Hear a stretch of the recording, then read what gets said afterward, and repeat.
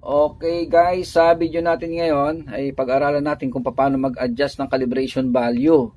Doon sa isang video natin, pinakita ko sa inyo kung paano mag-air calibration at saka mag-gas calibration. Pero doon sa gas calibration screen, sabi ko sa inyo, pagka ang value doon ay hindi kagaya ng value rito, so yun yung time na kailangan natin mag-adjust ng calibration value bago tayo makapag-proceed sa gas calibration. At yun ang ipapakita ko sa inyo sa video na ito. Okay? So, buksan muna natin.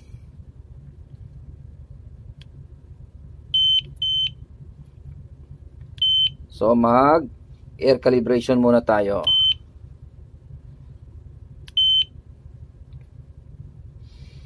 Okay.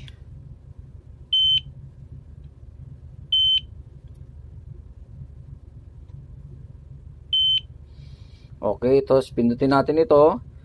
Pag navigate tayo, pindot itong air, hanapin natin yung autocal. Yan, yung autocal ha. So, ipa-power mode ko na. Okay. So, itong value na ito, kailangan nandito ka sa autocal screen. Yan, autocal. So, pag itong value na ito ay hindi pareho ng value dito sa concentration ng ating span gas, so yun yung time na kailangan mong i-adjust itong calibration value. Okay? Tingnan mo ito. Ang isobutane niya, ang LEL niya is 50%. Sa kanya 40 lang. So hindi ka pwede mag-proceed sa gas calibration hanggat hindi mo kinokorek ito. So dito tayo mag-a-adjust ng calibration value.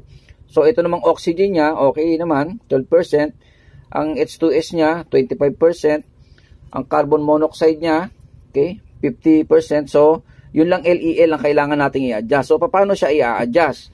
So ang gagawin natin guys, pindutin mo lang tong air. Okay? So, hanapin mo yung calpi. Kapag pinindot natin tong air, hanapin mo yung calpi. Yan. Pag nandiyan ka na sa calpi, press mo tong power mode. Lalabas yung cursor doon. Tapos, para lumabas yung value ng LEL doon, i-press mo uli itong power mode. Okay, so 40 lang siya. So, ibig sabihin, kailangan talaga natin siyang i-adjust. Oh.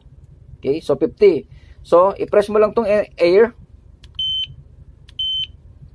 Hanggang sa makuha mo yung tamang value.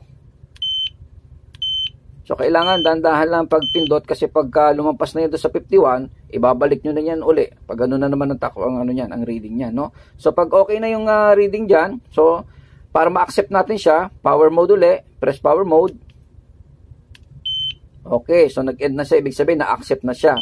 So, pag pinindot natin itong air, itong kurso na ito, pupunta dyan, pupunta rito, at pupunta rito kung nasaan yung calibration value na gusto mong i-calibrate, no?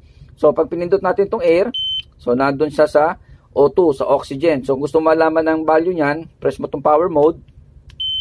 So, okay naman yung oxygen natin. Accept mo lang yan. Okay? Tapos, okay, pindot uli ng air, pupunta naman siya dito sa H2S mo. Okay?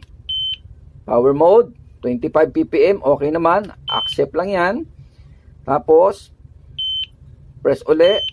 Okay, yung ating carbon monoxide, value niya, okay, 50, okay naman, accept lang yan. Okay, tapos i-press natin to uli para mag-escape na siya rito. Okay, okay, pag naka-escape na yan guys, power mode, press, tapos, press natin itong air, hanapin mo yung autocal. Yan, okay?